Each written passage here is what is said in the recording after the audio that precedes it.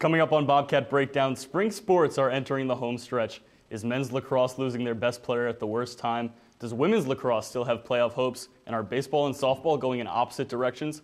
We've got an episode full of brotherly love. It's the anti-penultimate show of the year, and it starts right now.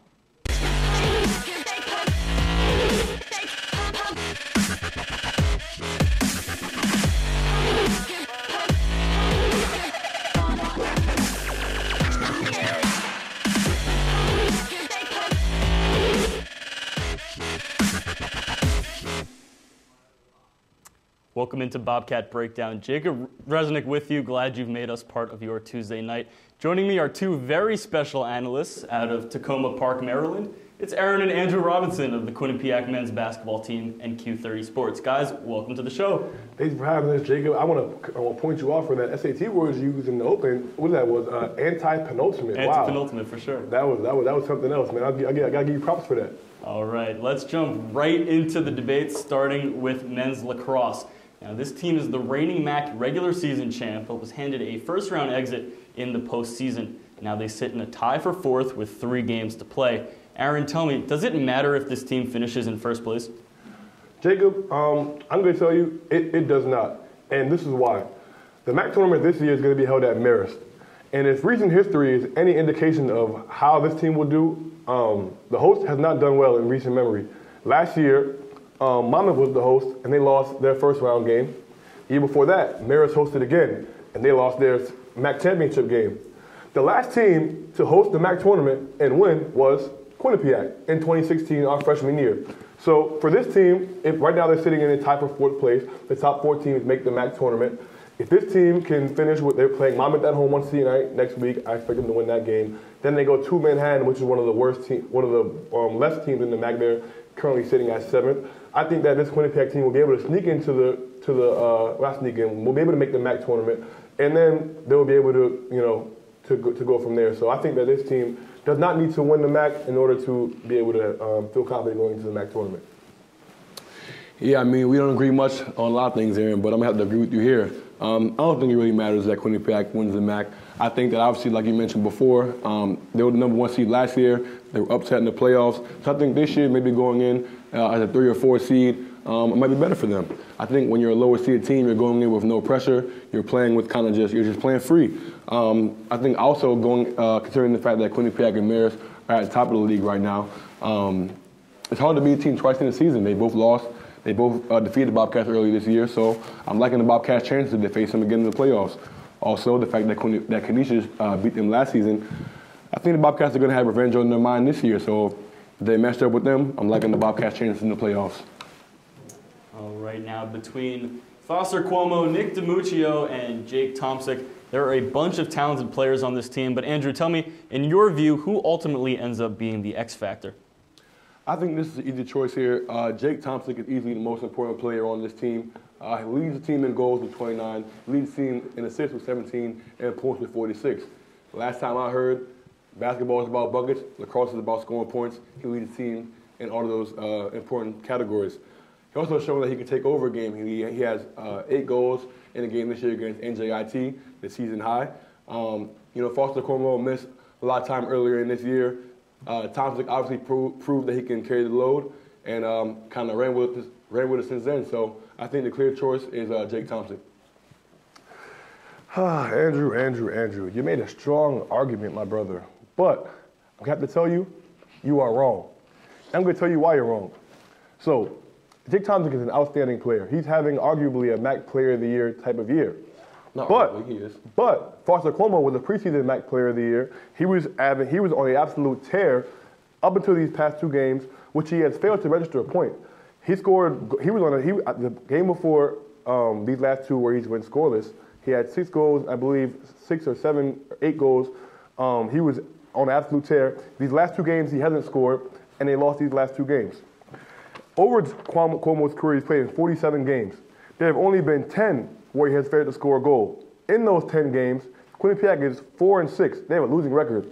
And obviously the 2 games this year where he hasn't scored, they're 0-2. This team has been struggling to score the past couple of games, and he is the main reason why. So I think, without a doubt, if this team has any chance to win, Cuomo is going to have to get going, and which is why he's the most important player. Okay, point taken, point taken. All right, let's transition to the women's team now. Last week, Kevin Higgins and Brian Schwartz came on the show to dish on whether or not women's lacrosse would ultimately make the playoffs. Let's take a look. The odds that they lose all three of those games are very low. They're going to take one of those games at least. And they should be around that 6th seed. I would have to agree with you. Obviously, it hurts that those last 3 matchups are against the 2nd through 4th best teams in the MAC. Right. But this team has shown kind of to play the level of their opponents this year. So, barring something crazy, they should be able to sneak in at least the top 6.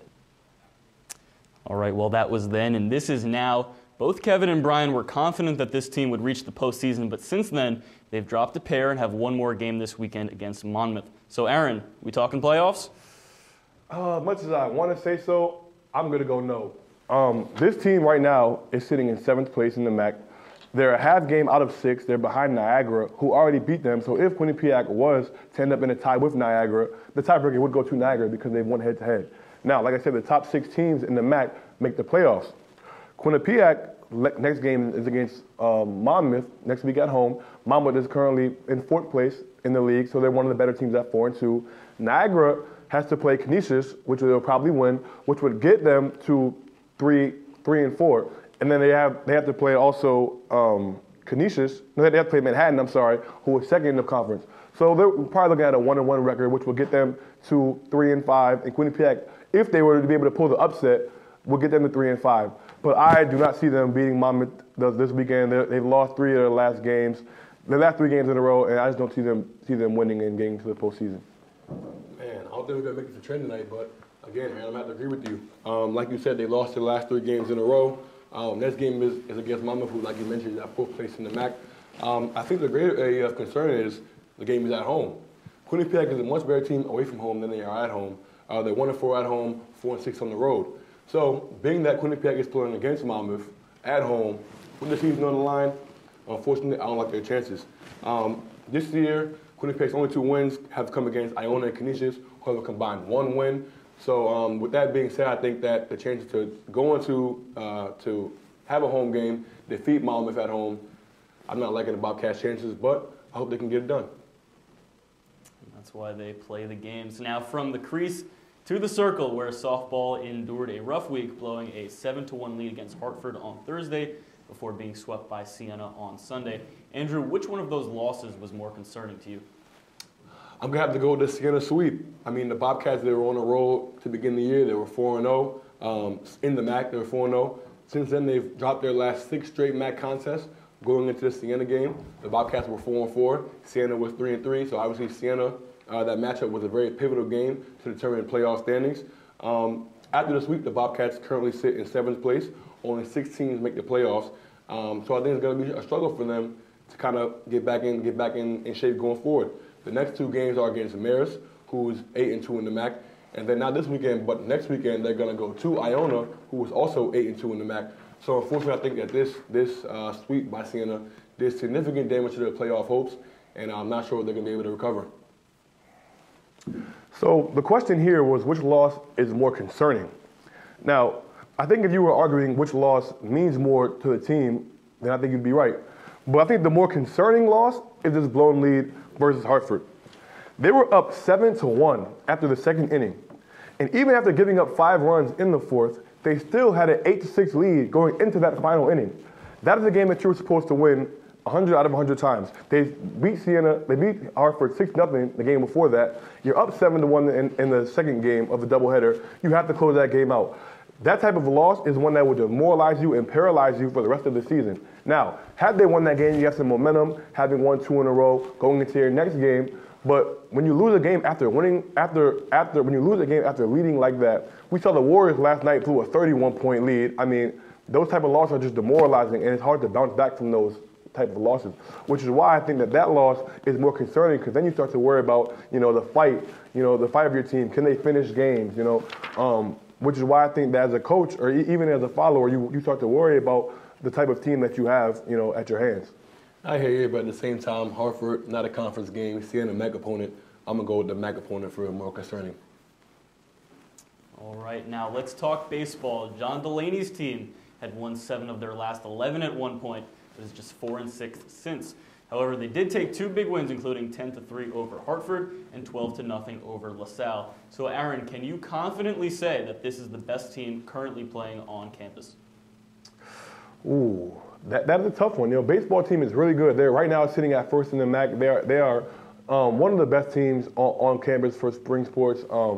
But can I confidently say that they're the best spring team on campus? I'm going to have to say no. And here's the reason why. For somebody to be the best spring team on campus, I would have to say, can they win a championship? And for the baseball team, I would argue no. The spring team that I do think can win a championship is the men's lacrosse team. And now, right now, they are tied for 4th, but this team has championship pedigree. We said earlier in the show that they've won a championship in 2016, our freshman year. There are currently 12 seniors from that freshman year's team that are still playing now on this year's team, including Foster Cuomo, the preseason MAC Player of the Year, Matt Frost, who was preseason first team All-MAC and had a great game this past weekend in a loss. But I think this team has legitimate MAC championship expectations, and I think, the seniors have a chip on their shoulder. Obviously, they were suspended the first 5 games of the season, and now they're back playing with an edge. And I think that this team really does have the potential to go ahead and to do some damage. You have, like I said earlier, Jake Tomczyk, who's having potentially a MAC Player of the Year type of season. He's statistically top 4 in every single offensive category in the MAC. And I just think that talent-wise, and when you look at the team as a whole, I think this team is the only spring sport that has the opportunity to bring a championship home. Wow. The only spring sport has the opportunity to bring a championship? I know what you're going to say. Let me give you some facts, Aaron, okay? The women's tennis team has won 5 consecutive MAC championships, okay? They are clearly far and away the best spring sport still playing right now. The women's tennis team coming off a victory against Monmouth, which get this, that was their 52nd straight MAC win. That's what I call dominance, okay? Like I said, they've won 5 straight MAC championships. They're heavily favored to win their 6th straight this year. Clearly, like you said, if you're talking about championships, I don't know about you, but a team's won 5 straight, I'm not betting against them. The women's tennis team is clearly the best spring sport team that's playing right now. It's not even close.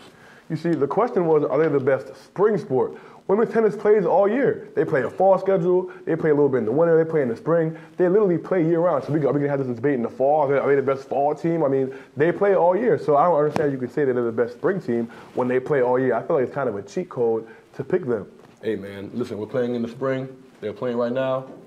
Spring sport. But you know what I can't say? 1, 2, 3. 5 straight championships, all right?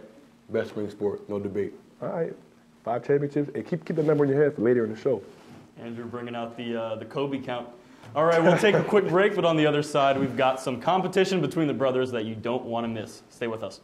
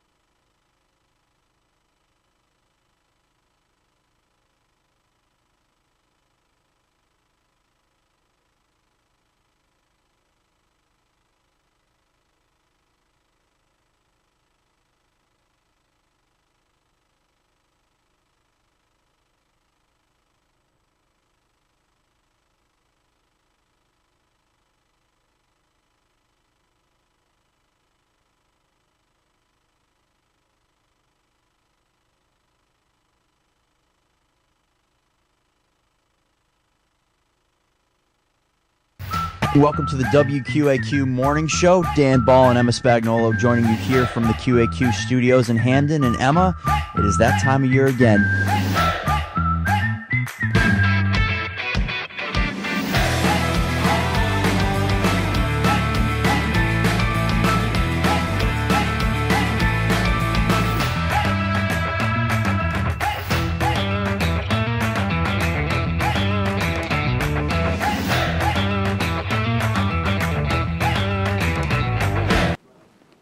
Welcome back to Bobcat Breakdown. Now, guys, I'm sure you've been shooting a basketball against each other since you could first pick one up. So this question is simple. Keeping in mind that you both finished your Quinnipiac careers with the exact same three-point percentage, who's the better shooter from deep? All right, Jacob, this one's easy. It's me. And I don't think it's even close, honestly. You know, let's give them some numbers here. All right, like you said, we both finished our careers at 31.9% from three. So when we look at it, my best three-point shooting season last year, the only season that we were both on the court together, I shot 35% from three. Drew, you shot 34% from three. Let's look at field goal percentage. Aaron, 35.8 career field goal percentage. Andrew, 33% career field goal percentage. Now, if you ask me, 35 is bigger than 33, 35 is bigger than 34, I am clearly the better shooter. Listen, Ace, you want to play the numbers games? Now I'm going to give you some numbers that actually matter, not those. This year you shot 30.1% from three, okay? The last two years when I played, I was hovering around 34, 35%, okay? Now, some more numbers for you, all right? I haven't shot under 30% since my freshman year. It was an anomaly, you know, but like I said, the first year, Ace, I made 15 threes, you made 1 3. Second year, I made 27 threes, okay, at 34.2%. Your second year playing, you made 24 threes at 35%. About the same, 34.2, 35, about the same. Nah, I know, ain't no about the same. Ain't no about the same. 35 is bigger than 34. Third year playing, my third year and your third year, I made 37 threes in 22 games, okay? I went down with the ankle injury, missed 11 games, all right?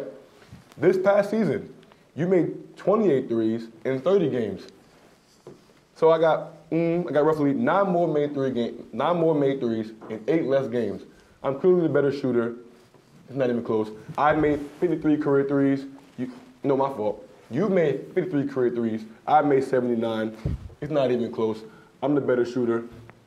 The eye test is spoken. You see, I'm glad you mentioned freshman year, Drew, because that year I shot a whopping 5 threes. And you only made 1. And guess what? And you only made 1. Yeah, look, every time I got in the game, it was garbage time. I was shooting just to shoot, you know what I'm saying, on my swaggy P flow when he got in for the Warriors last year. You feel me? Okay. Those numbers are skewed. Well, we're going to end with this, okay?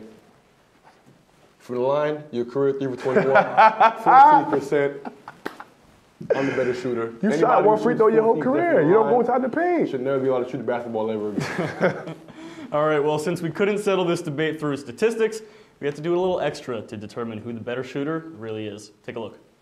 All right, so Aaron, you won the coin toss, so you'll go first. This is how it's going to work. We all know horse, but we're going to play our version. That's Q30.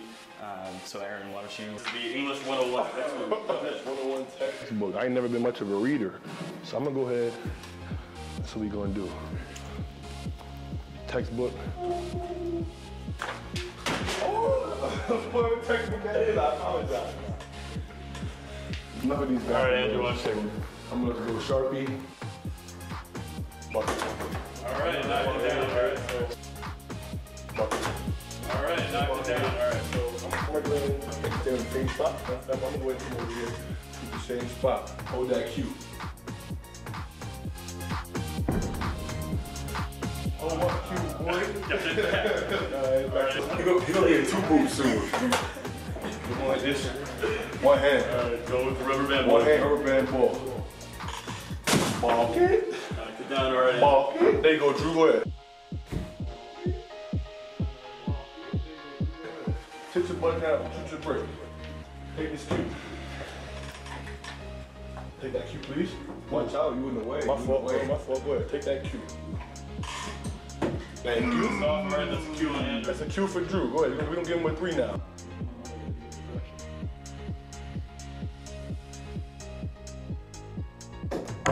Oh! Got it.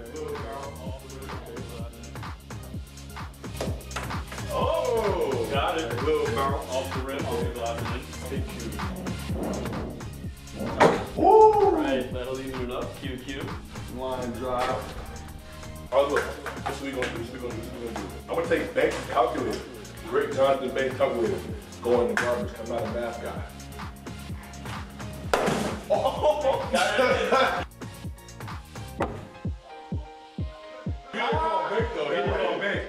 call bank. So go ahead. Take this 3. Sorry, man. Just look that way they put some good use. All right, man. Shoot your break. Thank you. Come back in. Thank you. Come back in.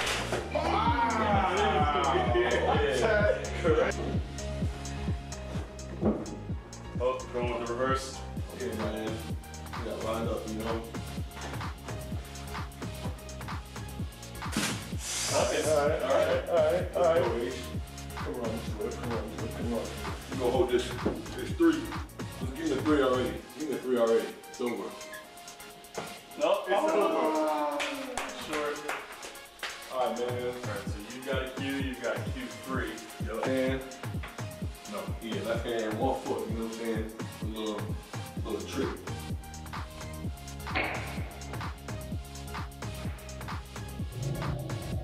My balance is funky. Yeah, we know.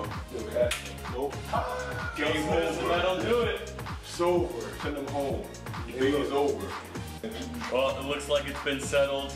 Andrew took the victory. That's all we got. That's what we do, baby.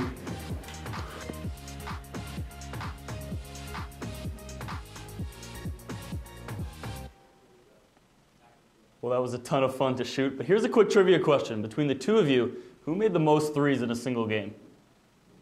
I think it's tied 5-5. I know I made 5 versus Marist my freshman year. I think Ace made 5 versus UMass this year, so I'm gonna go with a tie. Tied 5-5, but Andrew actually did it twice. Ooh. Wow. All right, now let's move on to some superlatives with a QU twist. Ready for some rapid fire? Yes, sir. Let's do it.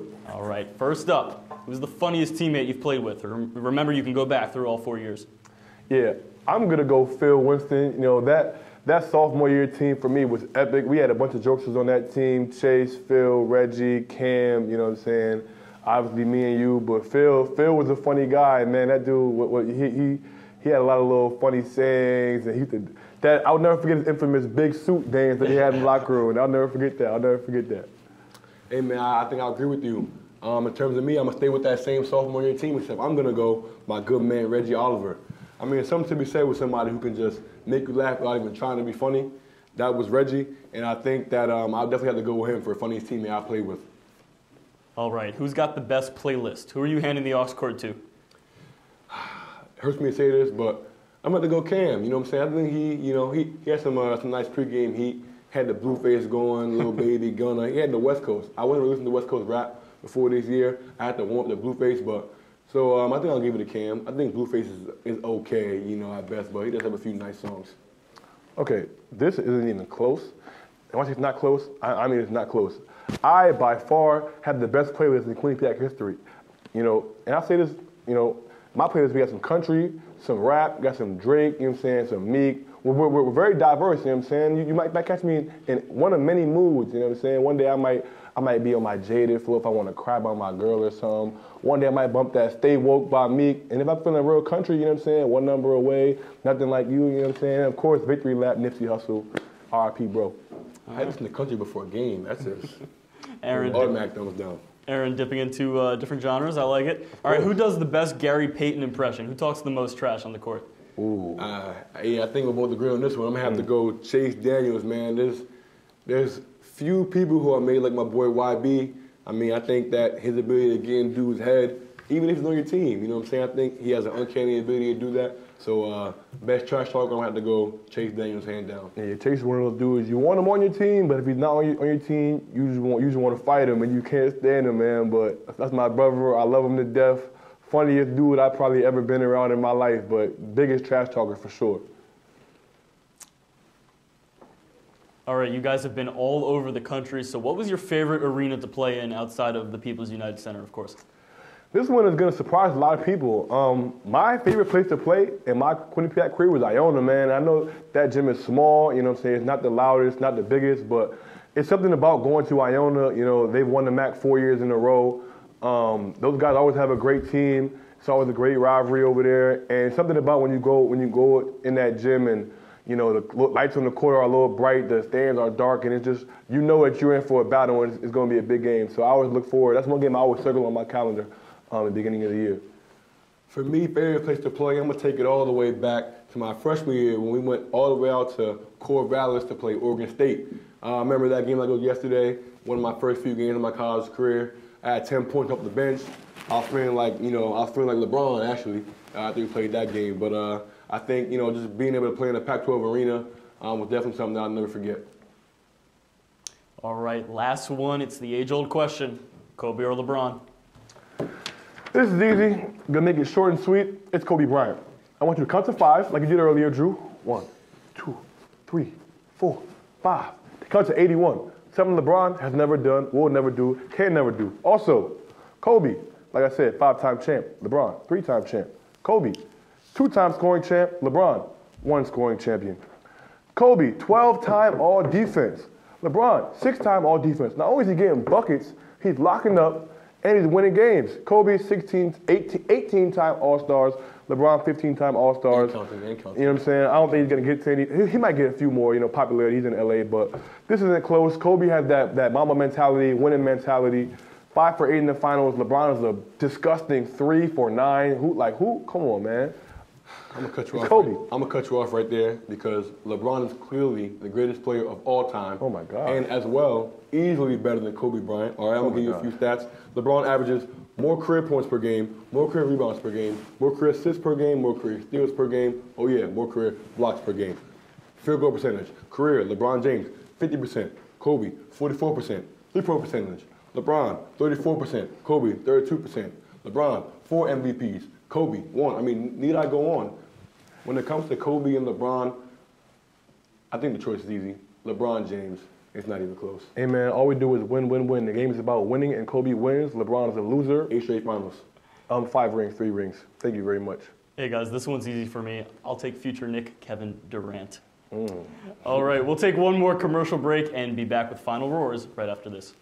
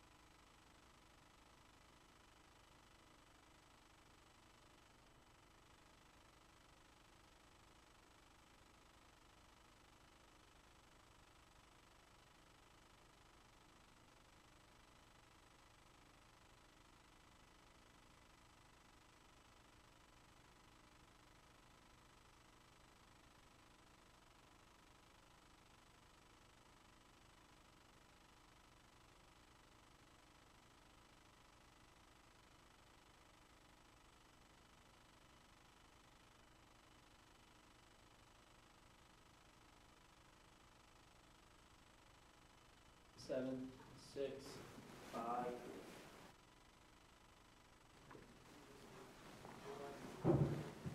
Welcome back. Now, this is usually the part of the show where I ramble on some irrelevant topic, but Aaron and Andrew, this is your show. The floor is yours. As you probably heard over the weekend, I announced my commitment to Bryant University to play for fellow Quinnipiac alum Jared Grasso. I felt that my relationship with him, as well as the rest of the staff, as well as his winning pedigree from multiple NCAA tournament appearances at Iona, would make for a successful year in Smithfield, Rhode Island. I'm excited for what the future holds, and I can't wait to get started. However, I couldn't leave this university without thanking everyone who has played a part in making my 4 years here so special. From my coaches and teammates on the men's basketball team, to my classmates, and to my friends who I've met along the way. Thank you. To Q30 and the journalism department, thank you for giving me an opportunity to live out my dreams every day. It has been a humbling experience to share the classroom, the media suite, and the press box with so many talented people who I know are destined for greatness, in life. The amount of things you all have done for me, I cannot begin to explain. But from the bottom of my heart, I appreciate all of you. Thanks for a lifetime of memories, and I'll see you all at the top. Go Bobcats and go Bulldogs. There's a saying in life that goes, don't cry because it's over, smile because it happened. And for those out there that are wondering, yes, I'm a crier. But now it's not a time for tears. Now it's time to reflect. And I would be remiss if I did not take the time to reflect on what has been the best 4 years of my life. First, I must thank Q30 for allowing this men's basketball player to grace your inner circle and to become one of you. To my fellow seniors, MJ, Josh, Kyle, Sierra, Chris, and Randy, and also to those that have came before me, like Dylan and Maury, you guys have been instrumental in my development, and I cannot thank you enough for always being there to lend a helping hand or just for being great at what you do and being role models for what a journalist should be. And now for Quinnipiac. Words cannot describe how grateful I am to have called this place my home for the past 4 years. The relationships and bonds that I have built are ones that I will cherish until the day that I go on the ground. From my peers that I interacted with daily, to faculty that have become lifelong allies for me, to the building servers and chart wars workers who I had conversations with on a daily basis, each individual played a specific role, and those moments are what I will cherish the most. So for one last time, thank you, Quinnipiac. Ace Boogie, signing off. Well, guys, it's been a privilege to share the desk tonight, and from Q30 to both of you, thank you for your dedication to Quinnipiac, and we wish you the best of luck in the future. Now that wraps up our show for tonight. Be sure to check out our website at q30tv.com and our Twitter pages at Q30Sports and at QBSN. For Aaron and Andrew, I'm Jacob Resnick. Have a great night.